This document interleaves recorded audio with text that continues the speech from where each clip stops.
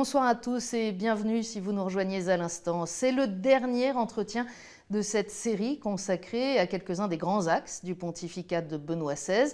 Et pour ce dernier opus, nous avons la grande joie d'être accueillis par Monseigneur Fisichella. Monseigneur, bonjour. Bonjour. Merci de nous accueillir ici chez vous, au Conseil pontifical pour la nouvelle évangélisation.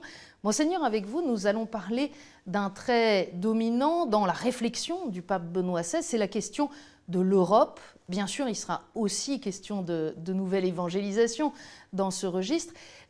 On a beaucoup entendu au début du pontificat, pendant le pontificat et encore ces derniers jours que Benoît XVI était un pape résolument européen, peut-être trop européen. Quel est votre regard? Non, je ne dirais pas trop.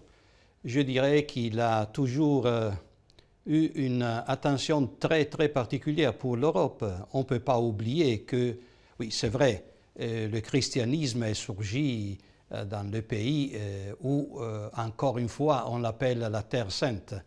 Mais c'est vrai aussi que la conception même du christianisme est venue en Europe. On ne peut pas oublier la pensée des Grecs, la pensée des Latins, Rome et Athènes. On ne peut pas penser que dans la pensée même de Benoît XVI, l'Europe ne pouvait pas avoir un rôle très important. Et ensuite, pour la nouvelle évangélisation, l'Europe sont les pays d'Europe qui sont en train de vivre un sécularisme très fort. Il a beaucoup insisté sur la nécessité peut-être de redécouvrir, ou en tout cas de ne pas oublier, cette alliance particulière en Europe de la rencontre entre la tradition classique de la pensée que vous venez d'évoquer et puis le christianisme.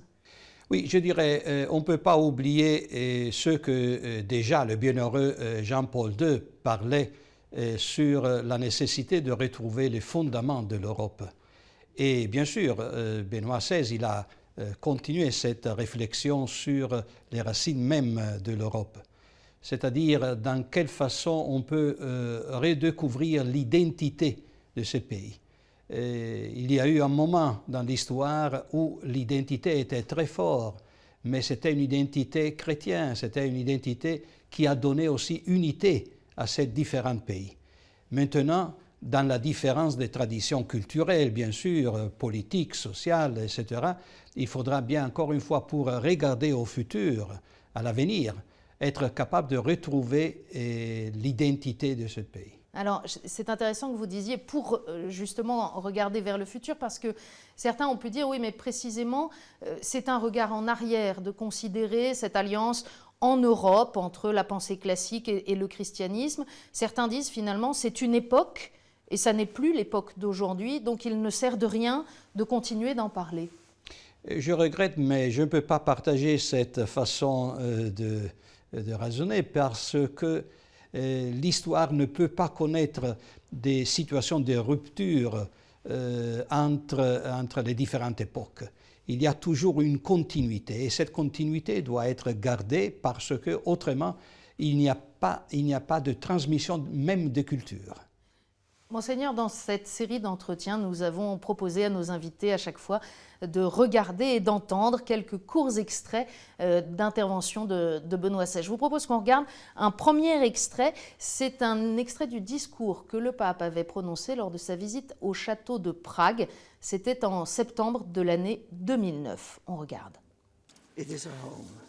L'Europe est plus qu'un continent, c'est une maison et la liberté trouve son sens le plus profond dans une patrie spirituelle, avec un respect entier pour la distinction entre le domaine politique et celui de la religion, qui garantit la liberté des citoyens d'exprimer leurs croyances religieuses et de vivre en conformité avec elles.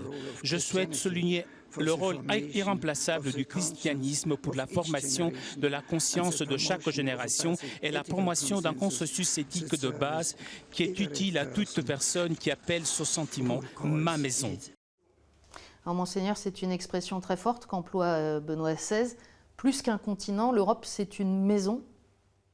Oui, je dirais c'est une image très belle et très signifiante aussi. La réalité doit être une maison.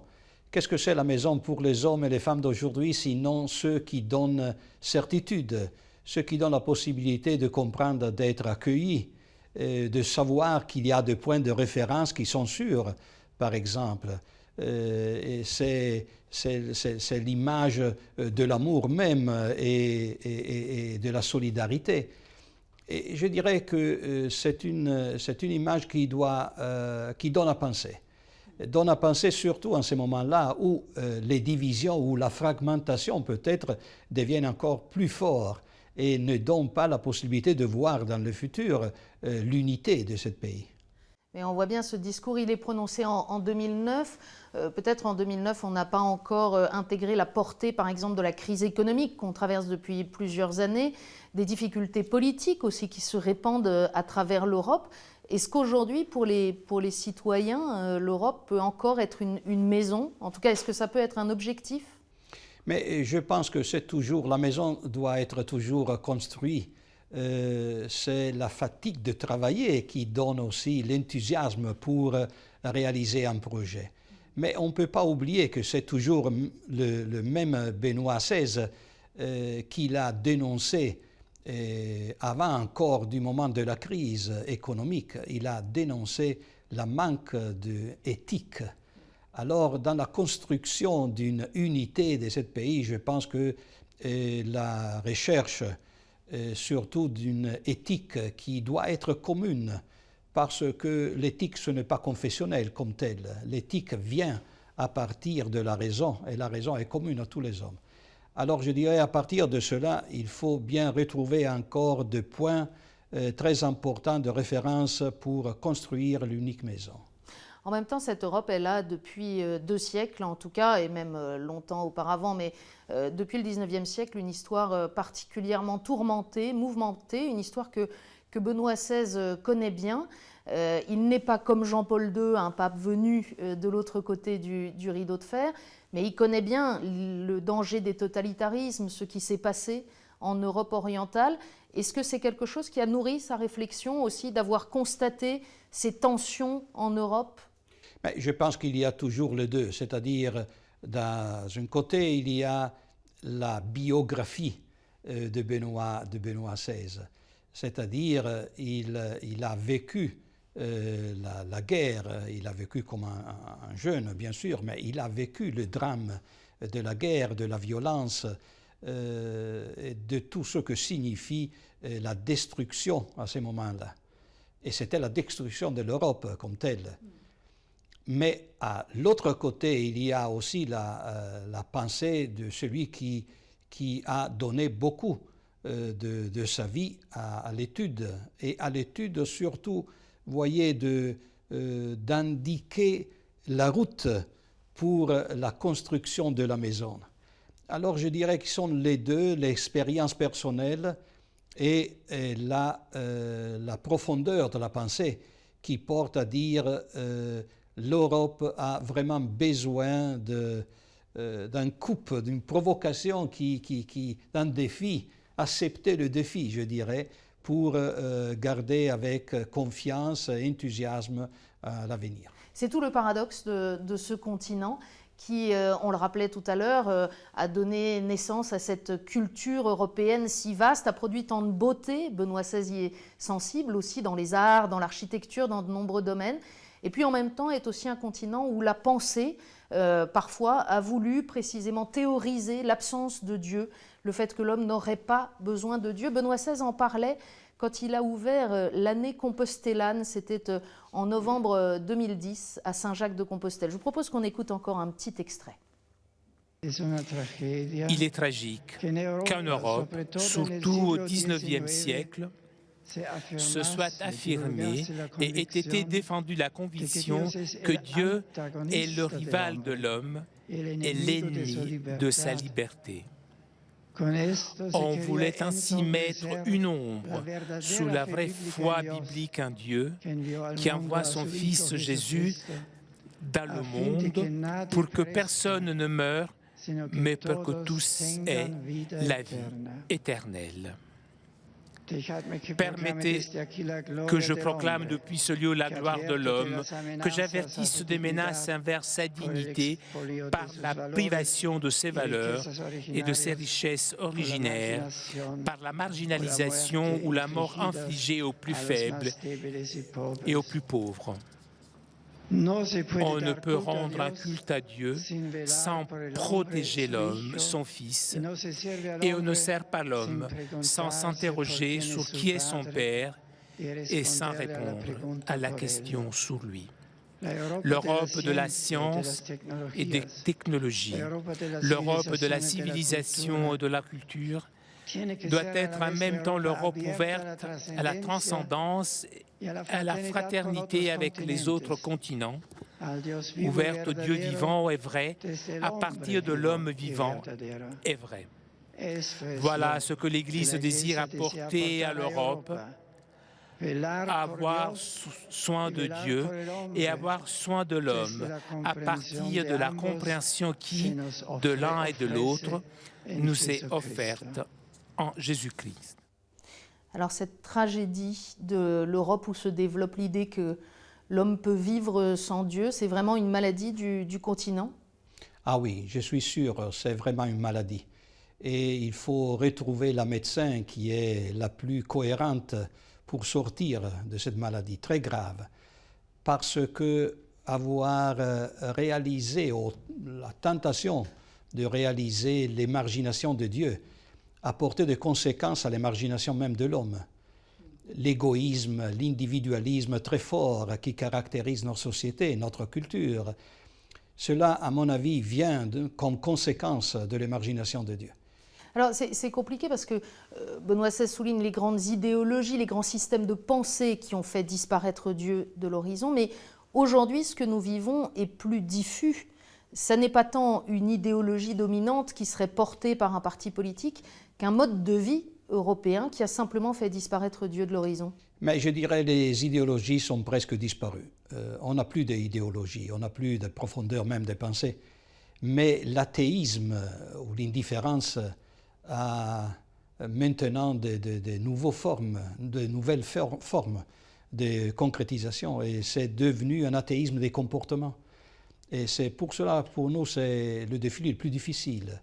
Parce que face à l'idéologie, alors on pouvait avoir aussi la grandeur de notre pensée et la contraposition peut-être plus facile à être au niveau de la pensée.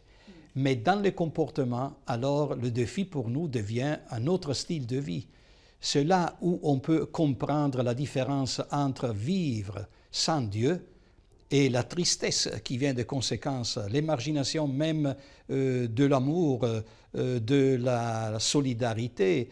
Et je pense que toujours, on n'a jamais, comme aujourd'hui, on n'a jamais eu l'expérience de la trahison, par exemple, entre les personnes. Même dans la famille, dans l'amitié, dans l'amour. Parce que tout est fondé sur l'épanouissement personnel ou mes intérêts personnels avant toute chose? Parce qu'il y a seulement moi-même. C'est le narcissisme d'aujourd'hui qui donne la provocation plus forte. À l'autre côté, à mon avis, il y a le témoignage, c'est-à-dire c'est le style de vie des croyants qui permet encore de rencontrer le vrai visage de l'homme parce qu'on est mis face au visage du Christ, l'homme nouveau.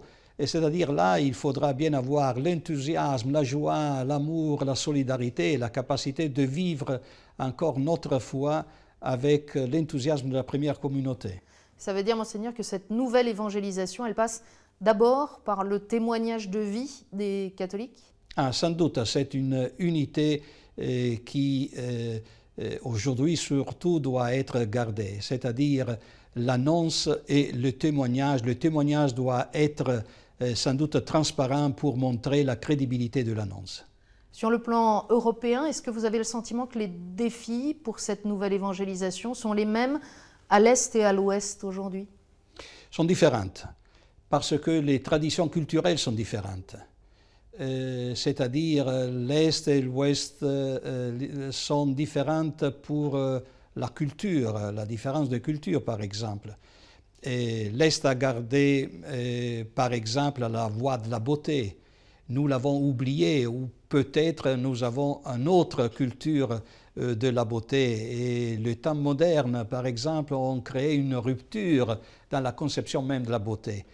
C'est plus facile, par exemple, dans l'Est, ils l'ont gardé mieux parce qu'on a eu une histoire de souffrance. On ne peut pas oublier que le totalitarisme, c'était pour la communauté chrétienne, c'était pour les croyants, c'était un moment de martyr, un martyr qui ont vécu toutes les communautés.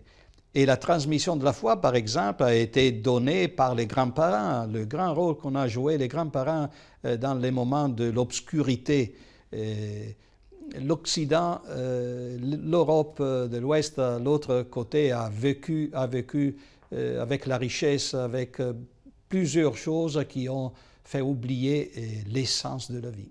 Est-ce qu'on peut dire que ces deux poumons de l'Europe, comme les appelait Jean-Paul II, ils peuvent s'enrichir mutuellement aujourd'hui, peut-être avec une présence de la dimension spirituelle qui est encore plus marquée à l'Est et dont l'Ouest pourrait s'inspirer, et puis avec cette tradition du dialogue entre foi et raison qui est peut-être plus inscrit dans l'Europe occidentale? Oui, sans doute. On ne peut pas oublier que dans les deux traditions, il y a les deux qui sont présentes. Parce que la tradition que nous avons de spiritualité, et à partir de Sainte Thérèse, par exemple, de Saint Jean, ce n'est pas secondaire à des autres. Mais l'autre ont gardé sans doute la tradition des pères de l'Église, la richesse de l'Église.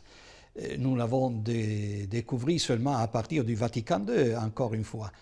Et à l'autre côté, sans doute, la tradition de la raison que nous avons doit aider aussi les églises de l'Est à faire un pas en avant dans la compréhension et dans la communication de l'Évangile et de la foi.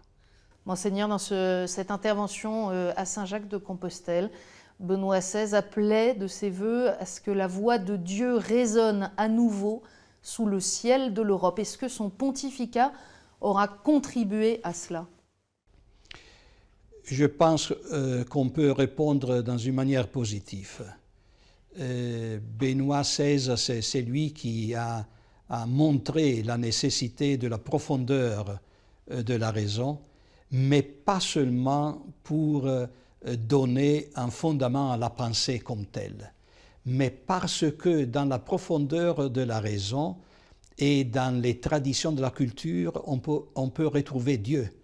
On ne peut pas oublier le discours que Benoît XVI a fait au Collège de Bernardin à Paris, là où il montrait d'une façon très claire que la culture, que la raison, la recherche de la raison, c'était toujours la recherche de Dieu. C'était le quaerere Deum, c'est-à-dire c'était la joie de l'âme, la joie de l'esprit. Mais la joie de l'esprit, comme disait déjà saint Anselme au Moyen-Âge, c'est la capacité de retrouver la sérénité en soi-même. Et quand on garde face à la vérité, on découvre la vérité, cela est la vérité de Dieu, c'est la vérité sur l'homme même. Et c'est cela la sérénité, la joie du cœur et de la raison même. Monseigneur, dans les derniers jours de ce pontificat, tous les regards sont déjà tournés vers l'avenir. Beaucoup d'observateurs soulignent que la réalité des forces de l'Église se trouve aujourd'hui dans l'hémisphère sud, en Amérique latine, en Asie, en Afrique. Vous êtes président de ce Conseil pour la nouvelle évangélisation.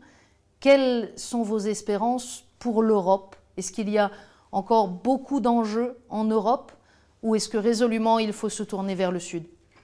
Je peux vous dire ce que plusieurs des pères dans le dernier synode ont l'intervention, ce qu'ils ont dit. Et plusieurs en ont parlé en disant la crise de l'Europe devient aussi la crise de l'Amérique latine. On ne peut pas oublier cela. La force de l'Europe devient aussi la force de l'Amérique latine. Il y a une complémentarité entre les deux. Je dirais le destin est le même parce que l'Église est unique. On ne peut pas partager l'Église dans de différentes façons. Le visage de l'Église est le même en Amérique latine, en Europe, en Australie et à l'Amérique du Nord, etc., jusqu'aux Philippines. Il n'y a pas de visages différents. L'Église est universelle et c'est l'universalité de l'Église qui donne à tout le monde la force de garder. Le martyre des jeunes va aider les autres. Et la force de la raison, de la tradition des jeunes va aider les autres. Et l'enthousiasme qui anime à ces moments-là, et je dirais la pitié religieuse aussi, la nécessité d'être enraciné dans les traditions va aider aussi l'Europe qui a perdu une identité. Merci Monseigneur de nous avoir fait partager votre enthousiasme en tout cas et de nous avoir accueillis. Quel est votre état d'esprit en ce moment charnière? En ce moment est un moment de tristesse, bien sûr, je ne peux pas dire autrement parce que c'est vrai, mais c'est aussi un moment où je suis convaincu que la prière doit avoir le rôle le plus particulier, le plus profond, le plus important à ce moment de l'Église. Et sous le souffle de l'Esprit, je suis sûr que l'Église sera encore capable de surprendre le monde et dans le monde les chrétiens même. Merci infiniment, Monseigneur, pour votre accueil et merci à tous ceux qui nous ont permis de réaliser cette série d'entretiens. À bientôt.